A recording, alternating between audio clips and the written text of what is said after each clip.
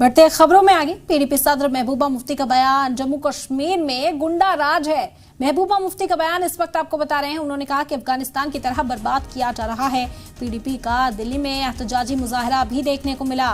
महबूबा मुफ्ती ने बड़ा बयान दिया है। इस वक्त आपको बता रहे हैं पीडीपी सदर महबूबा मुफ्ती ने बयान दिया कि जम्मू कश्मीर में गुंडा राज चलाया जा रहा है, अफगानिस्तान की तरह बर्बाद किया जा रहा है। आपको बता दें कि जो सरकारी जमीनें हैं उन पर से कब्जा हटाने का काम इस वक्त किया जा रहा है। जो मकामी जमातें जम्मू कश्मीर की हैं वो नाराजगी का इजहार कर रही हैं। इसी सिलसिले में पीडीपी दिल्ली में एहतजाजी मुजाहरा करने के लिए पहुंची।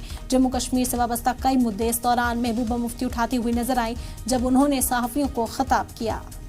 देखिए, जम्मू कश्मीर में गुंडा राज चल रहा है। वहाँ कोई हमारा रोजगार छीना जा रहा है, हमारी दुकानें तोड़ी जा रही है, हमारा लाइवलीहुड खत्म किया जा रहा है और जम्मू कश्मीर को अफगानिस्तान की तरह बर्बाद किया जा रहा